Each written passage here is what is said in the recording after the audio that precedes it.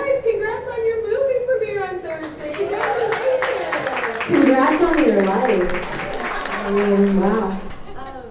So how's everyone feeling? I'm wondering, can we have everyone introduce yourselves and Sure, we've got that one way and down there. maybe tell us who here already saw the film on Thursday? I heard it's hilarious and that you had a phenomenal screening, so congratulations on killing it. Wonderful. I'd love you guys to introduce yourselves. For the few people here who haven't seen the film, maybe you give a slight overview over the story and how you came to find it. Do you want to start? Sure. Hi, I'm Dalia. I'm a co-producer on the film. And you want me to introduce the story? Oh, no. Yes. Sure. How the project came to you, or you tell me about the film, the premise. Sure. It's a movie about 7 women who get together every year to have rosé and talk about their lives. They met in college. And this year is an extra special year because a lot of stuff hits the fan. So, I got involved in the project. One of my co-producers sent the script and I was like, well, it's all women, so I wanted to do it. But yeah. Hi, you guys. Thanks for being here this morning. It's so exciting. It's so exciting to see so many women, too. We're all going to talk about film. My name is Chelsea Alden. I'm one of the actresses in the film. I'm also a director. I was super excited to be a part of this film. When I read the script, I thought it was really funny, and I laughed out loud. And when I saw that our director, Marla Sokoloff, was attached, I just had always really admired her as an actress, and to see her taking on the role as a director got me really excited because it was something that I was just starting to dip my toes into. And then it was a female writer, and then finding out we had a female DP, and I was like, this sounds awesome. So I was really excited to jump in and work with these lovely ladies. My name is Avery. This is my second film with Bulb Soul Studios. I also, again, just like being able to work with like-minded females who are so passionate about what they do and so passionate about telling a story, especially about females. It's just like, it's so inspiring. I was in school when I did this film. And I'd actually just came from an all-female play that I had done, and I just wanted to keep the streak, work with some powerful females, and be able to kick some ass while doing it. So, yeah. And you did. I'm Cameron Kelly. I'm also an actress in the film. I play Morgan, whose just main characteristic is that she hates her husband. And what else can I tell you? You know what's kind of a funny thing, actually, is that we all auditioned for each other's parts. Like, all of us read for multiple parts and auditioned for other characters in this movie. And I think ultimately we're kind of perfectly cast. Everybody did such a wonderful job, and I'm just really lucky to be in such good company. I have one. Hi. I'm an actress in the film as well. And I think it was so, well, hi, it was, sorry. It was so funny because I didn't audition for my character originally, and they were like, can you act drunk? And I was like, yeah, I'm drunk. But we just had such a fun time, and it was really wonderful to work with a cast that was so committed and so we were all tirelessly trying to just create something wonderful, and I think we kind of did that, and special, that's all. So I understand that you shot this during COVID and that you weren't friends before you shot. So did you have any time what was your process to form a lifelong bond? I think it was interesting because we were coming off of COVID and all of us had been so isolated in our homes, not going out, not seeing our friends. We were all feeling pretty alone, and suddenly the world was only the four walls of your house. And so then when the film came across at least my plate, and it was the first opportunity, honestly, since COVID had began, that came to me, and our producers Milan and Corey and Brad, they had a really clear plan as to how they were going to do this safely. And Milan was, when I was speaking earlier, and he was mentioning, like there was a lull in film production, and they wanted to fill that void, So us coming together, I think we all jumped at the opportunity, and we ended up doing a table read over Zoom, which is what you do. But we kind of all fell in love with each other, and we ended up, very safely. But we would all gather at one of the cast members' house and just read through the play. It was so funny because I've seen it so many times and I never understood it. It was a female love story. Like it was like truly a group of people coming together who had never really met and understanding the common goal of what we had, and it was really cool to have so many wonderful female amazing actors around us. How much of your process was getting hammered before you came together? It's still happening. She's drinking the most. I'm hammered right now. Cameron is in training. Well, we weren't drunk on set, although you wouldn't think we were based on her performance. My parents thought I was drunk. They were like, what did you do? They were like, how could you have done what you did without being drunk? And I was like, no, I was sober. Like, that was water. Like, that was water. And they were like, no way.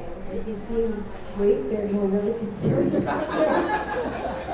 And I was like, no, this is my character. No. And they were like, we'll watch it again, we'll reevaluate, whether we feel it. But like, people genuinely believe that I was just blacked out drunk, I guess. It's a talent. That's your talent. That's my one talent. My party trick is one of my favorite questions is this might be more for your co-producer to initiate, but I would love hearing the various points of view on this. Unexpected problem shot, and then we have to improvise just like that. And sometimes the problem is logistical, sometimes it's the weather, sometimes it's mechanical, and sometimes it's our own lives. And I'm curious. I don't want anyone to shoot on your production at all. I'm curious about don't. No, I'm curious, like, which, and all of you can kind of think of your own answer, because I'm curious of the differing points of view of an obstacle or challenge that arose, and how you ultimately overcame it. And my favorite thing to hear, because all I want to talk about, is how you faced a problem that seemed it may or may not have been insurmountable, and how you overcame it, and how it changed your life as an artist. Okay, well, from my standpoint, the producers on this movie, Corey, Brad, Milan, they all very much know what they're doing. So every time there was a problem, it was solved very quickly. So I was lucky in that sense. I'm still learning from them. There were problems. I guess the ice penis presented the most problems. Yeah. One more time. The ice penis. Sorry, one more time. Probably had the most problems surrounding it, but again, they figured it out. So, because the logistics surrounding that were difficult. Do you really want to know the logistics? Yeah. Okay. Well, it's not ice. Spoiler alert. It was made of, I think, what did they say? Some other material, because they said if it had actually been made of ice, it wouldn't have floated. So I guess it was prop stuff, because everyone was so professional on the set that, I don't know, everyone kind of solved their own problems. Again, super lucky. The pool shots were tough. I remember hearing about that. I wasn't there for that, but I heard they were I'm tough. confused why they didn't include me falling in the pool. Oh, Veronica. That would have been great. It's its own movie. I think, Yeah. I don't know if this My words. Yeah, that's Yeah, it really hurt me. No, but I fell in the pool when there was a scene where I was throwing up, and they were like, you have to run and then vomit. And I ran and then just fell straight into the pool. And we'd all done, like, this shot was like we had done hair and makeup, we had to do this scene, we had to do that scene, so it's like it wasn't affordable for me to like ruin everything that, you know, they designed me to look better, and I ruined it. You know what I mean? Like and I fell in the pool, and then I think we all started crying because we were all so tired. And I was like, I'm so sorry, I'm so sorry. I was sobbing, and I still say to Corey, I was like, you have to include that in the credits, because it's just like, it's so special. But anyway, that was the most, I think, realistic moment of the film. Did you make the day? How did you get through it? We made the day. I fell in the pool, they blow dried my hair, we did my makeup, they did the whole thing, and it was a nightmare and a half. It was funny, and I'm looking at him because I'm like, you better include that in the credits, because I think it's going to be worth it. Because seeing a blonde like me face plant into a pool as well is funny. I think to answer the question though of like how did that change how you approach film or anything, the interesting thing is like in the moment that happened, we think we only have this one shot, right? Veronica starts crying and we all realize we're on a deadline, we're trying to accomplish something in a short amount of time on a micro budget, and we know how much pressure is involved, right? So it's funny to talk about that she face planted, but also the panic that ensued in all of us. And Veronica starts crying, and we all go to comfort each other, but then we all start laughing. Yeah. And to be honest, it was a wonderful mistake that could have occurred because we all took this big breath. Yeah, it was cathartic, and it was like a little bit of a reset button where we sort of went, oh, filmmaking is serious business, but you can't take it too seriously. And we all got to kind of have a moment and look at each other and just laugh and cry and be like, well, there's nothing left to do but pick ourselves up and do it again. Cry, but I was soaking wet. Yeah, she was drenched. We laughed a little. She was covered in I was wrapped in a towel. less laughing than crying. Yeah. But as far as like, you know, the show must go on, I think it gave us a really wonderful moment to just like take a step back and be like, okay, let's just reflect a little bit on where we are in this moment, who we're with, what we're trying to do, laugh it off, take a breath, and go again. You know? So it was a great lesson in no matter what happens, you just gotta keep pushing forward, you know? It was really cool. Oh wait, I have one more funny story. Yeah. I'll do it quickly. One of our cast,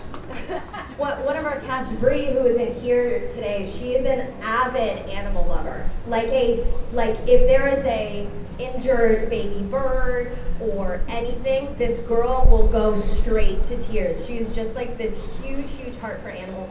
And there was one point, and it was just totally by accident, where one of the dogs from the house came running out during one of our shots, and It was during my monologue. it was during her monologue, right? Because I was like, no one's gonna screw this up for me.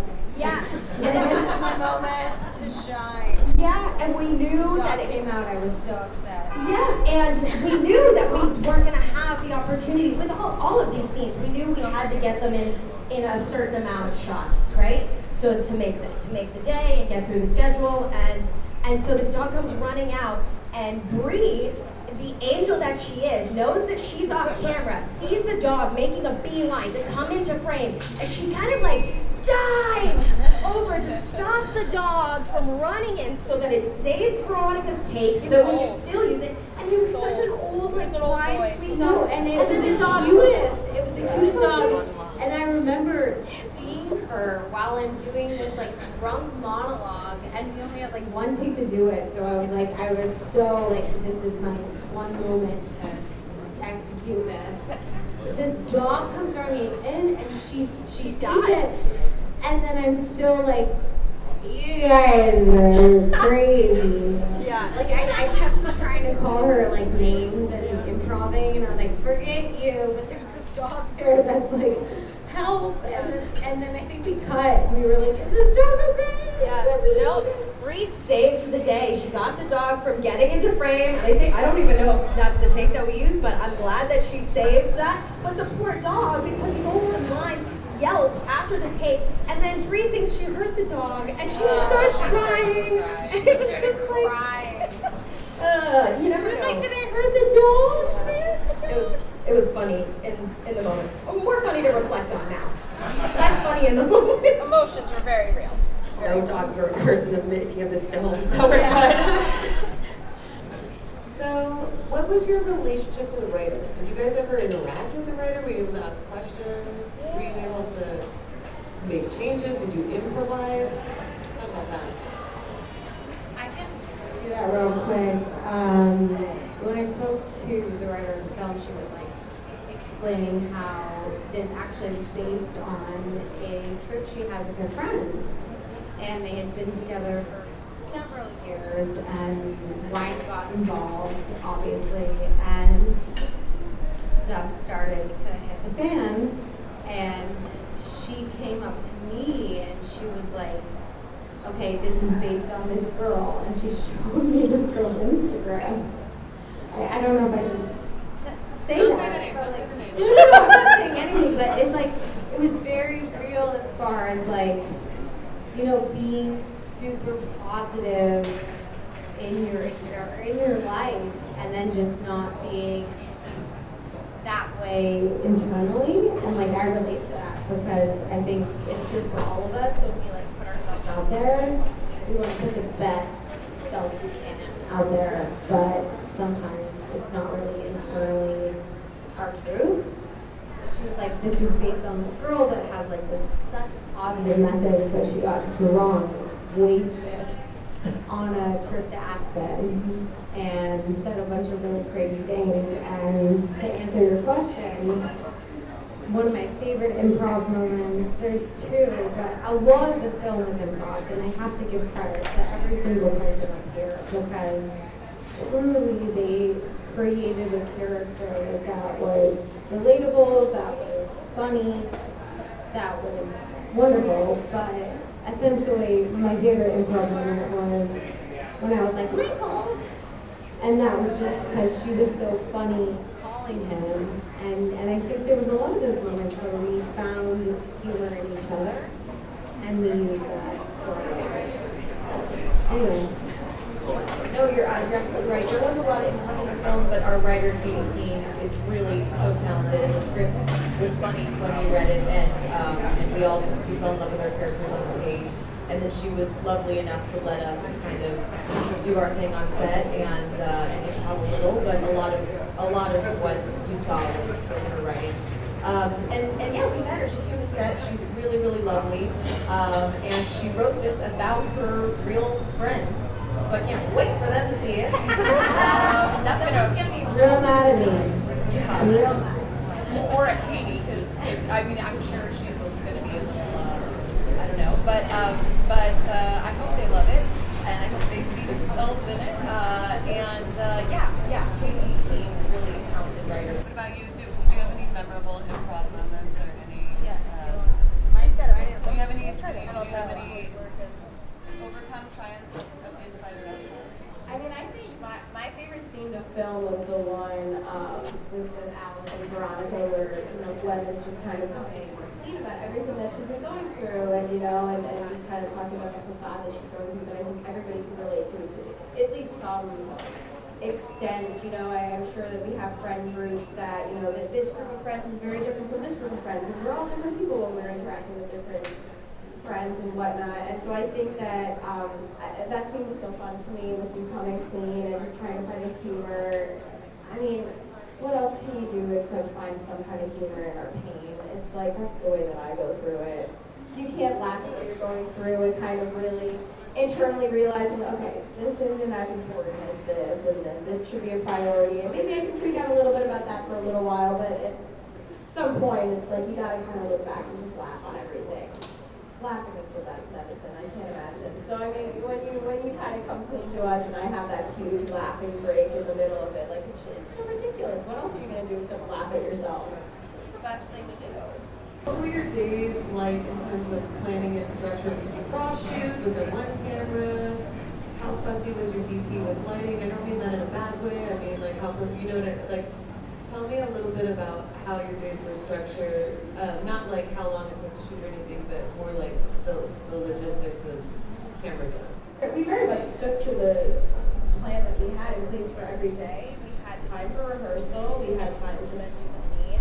We had usually at least 2 cameras going. We had an amazing Steadicam going as well that we did amazing work for.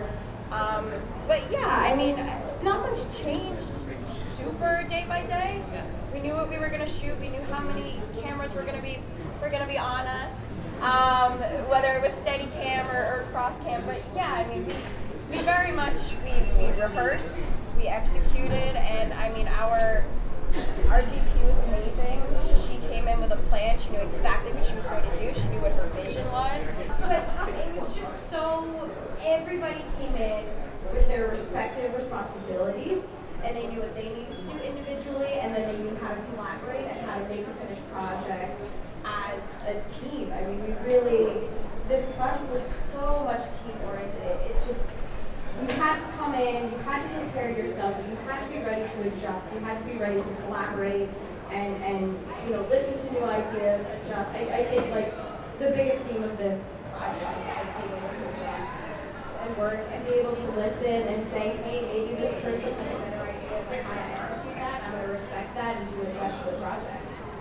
I also think that and I'm not sure if this was from a production decision or a Marla as a director decision, or I'm not sure, it was probably all of them combined, but I think the concept of working with a 2-camera system the entire time and often a 3-camera setup was ultimately one of the only ways that you can sort of accomplish that much material on a tight schedule, right? So we were able to, I think that's, as far as indie filmmaking goes, like, I don't know if people even actually talk about that often, but how much shooting multiple cameras at once saves you so much time. If you can afford a great camera team and a great DP, and they just know what they're doing ahead of time, if you can get that cross coverage in one take, you're helping, I'm sure, from a production standpoint, and then obviously from an editing standpoint, immensely. And also, we have 6, 7 women in this cast, so that's a lot of coverage to try to get. If you're just shooting through like 1 camera, that would take, yeah, exactly. It would take hours and hours and hours to get that much coverage. So it was really, I felt it was really, really smart, and it made the whole thing go really a lot smoother than it could have been if we were only operating with 1 camera. Like 2 scenes, 3 scenes. What was the biggest group scene you guys tried? It was tearing up the final. I remember watching them do that, like, because I was there that day. Many times, I think Jenna said, the perfectly cooked sharp bread, like many times in time. I remember watching them catch all of you guys, and that was the biggest problem. Yeah, right. I see. Yeah. Another quick thing that really helped was that we shot really long scenes. Like we would tackle, you know, like 4 pages in one scene. So it was just these long, like just really long scenes. Usually you're shooting like little teeny half-page scenes, and these were like I think Chelsea earlier mistakenly called it a play, but it kind of felt like it or the preparation felt like how you prepare for a play as opposed to a film, because we would go through scenes top to bottom with both cameras going, and just kind of like a play. We were all very active in the background, even if you don't have any lines in the scene. It just really, it kind of felt like that, which I think helped us make our needs. And I think the craziest thing for me was like being involved with the cast that like immediately was like, hey, when can we rehearse? Hey, when can we run through these lines? Like, hey, let's rehearse the scene. And obviously, like, none of us, you know, were being paid for those hours. We just wanted it to be good. We just wanted it to be funny and relatable. And so there was so much time and effort spent on everyone's part of, like, just knowing what their line was, like, doing the scene and how can we make it better and how can we improv and how can we exceed expectations, and it was just, it almost elevated, I feel like it elevated everyone's performance, because we were essentially like, reacting to such incredible talent with Allison, Cameron, Chelsea, with, Avery, everyone. It was like you just wanted to be better to make everyone look better, and then it turned out to be something special. So. Did you guys have any homework, or what were references that you pulled from as you were preparing for the film? Were you told to make sure that you had watched stuff? I don't think we were told to watch anything, but Bridesmaids comes to mind, and Wine Country. Yeah, Wine Country, even more so than Bridesmaids. Stylistically. Yeah. And then other than that, I think it was just drinking. Okay, then this is like, you can share this if you have like a vision. I always, and then I'm going to open it up to some questions. I'm kind of asking if our team, if anyone here has like a vision for their career, a North Star where they want to go, and what steps might look like that to get there. It's kind of terrifying to ask actors. You tell me, because I'm really trying. So, I fully intend to continue making the micro-budget films with Corey and Brad and Milan and everybody. And we actually have a slate for a few films we're working on a slate that we already have ready to go. So we are, hopefully everyone can get involved again. It's been a really good experience working with this model, and it's fun. You can make a bunch of films in a year, and that's what we're planning to do next. So, I don't know.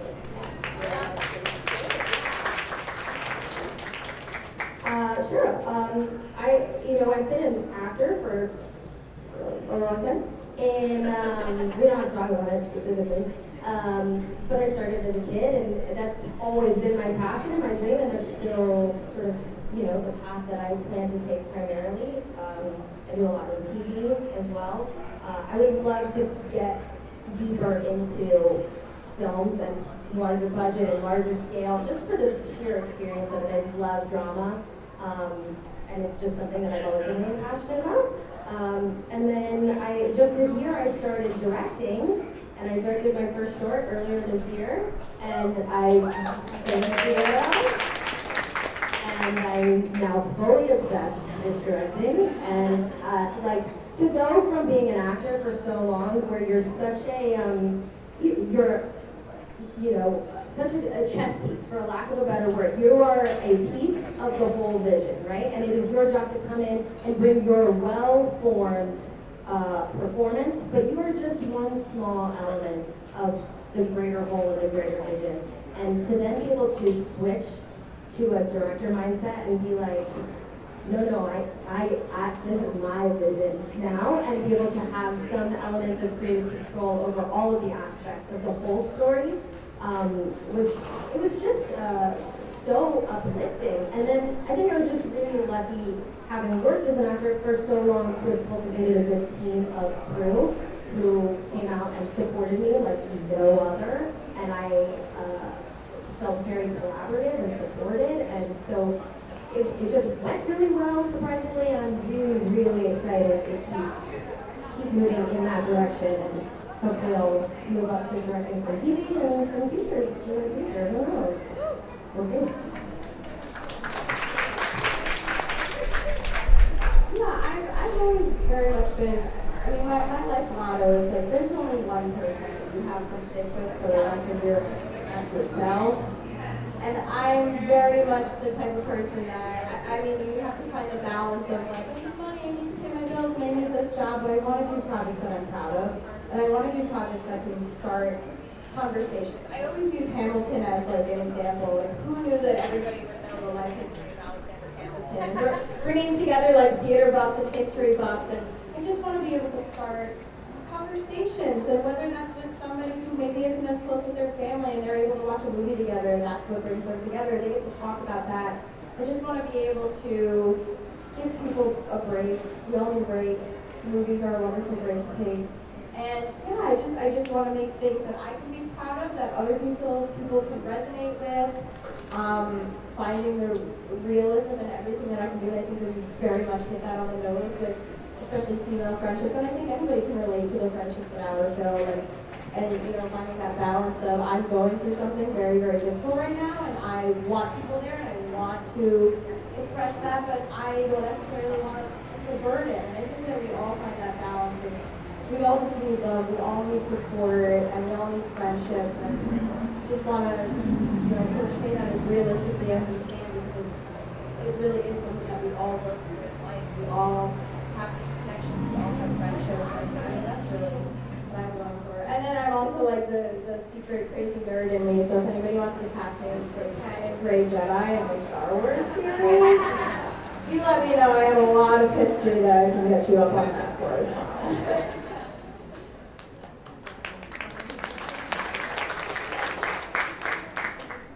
I think my dream is to be on a hit ensemble comedy series. So like Friends, essentially. I'm just hoping to follow in whatever Friends footsteps. Aren't we all? But that's the dream, I would say. To get there, you know, just praying is one thing I did. Wishing upon shooting stars. And then I actually I write a lot, which has become a real love of mine. I wrote a series, Christmas series that I'm producing this summer, and I'm also writing a Christmas feature.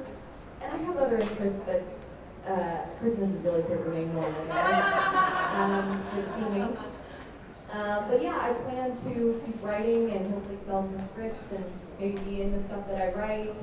And really more than anything, I just would love to be part of a collaboration. So if that's on an ensemble series as an actor or in a writer's room as a writer, I just love people. So anything to keep me from just being auditioning by myself in my house would be great.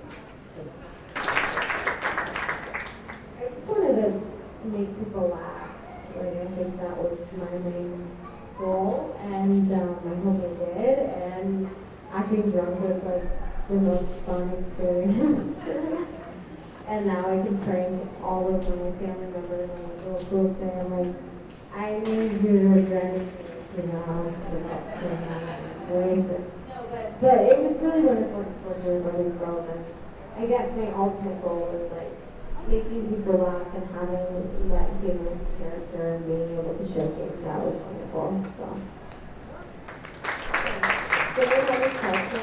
It was say thank you to the producers of Little Ice Cream. Do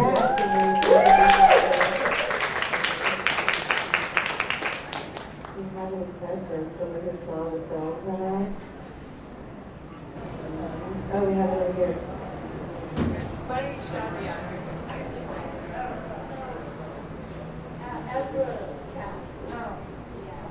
As the cast, what was it like working in television every day?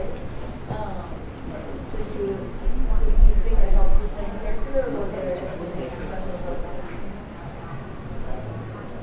Well, my character was strong at the time, so I don't think it mattered to her.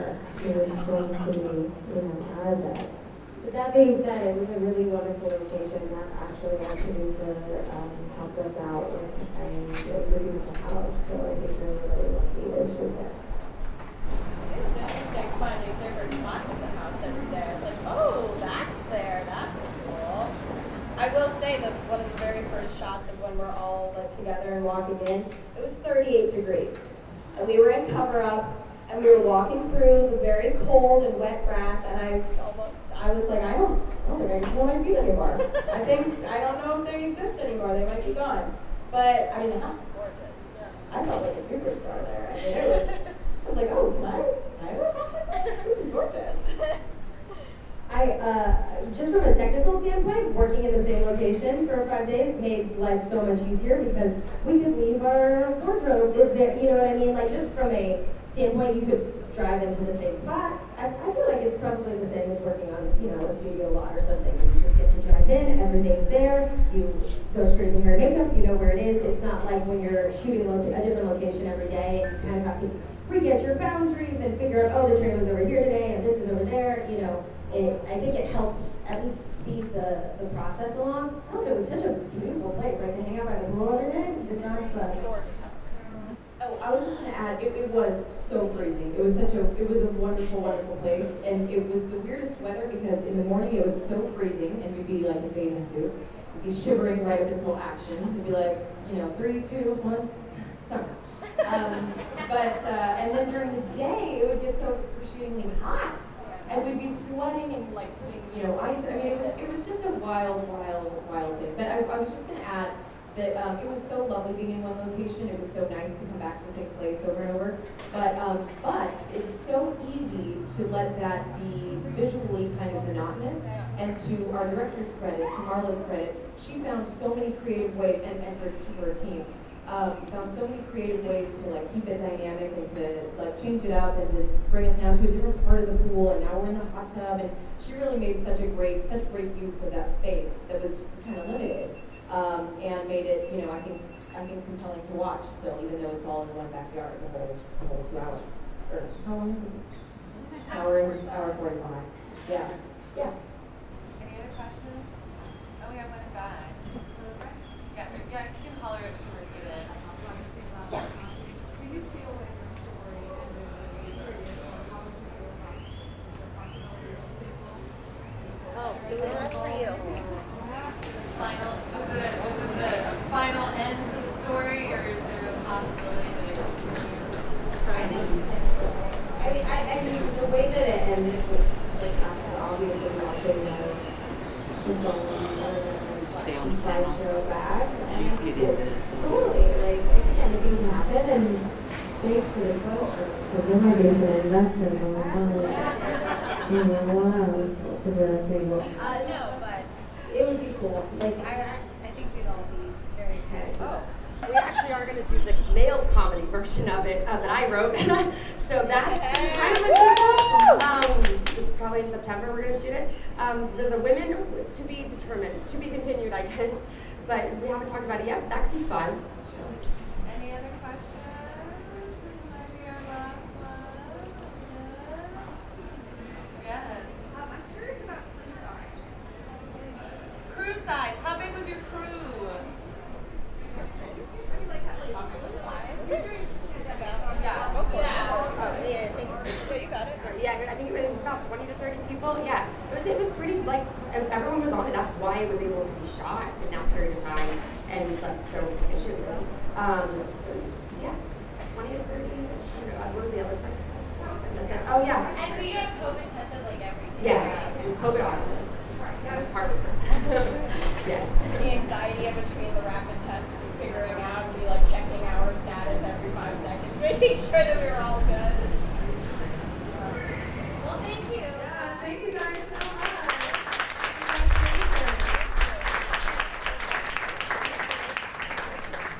And this concludes our panel. Thank you, Tampa. Thank you, St. Pete, Clearwater Film Commission, and Sunscreen Film Festival. And thank you.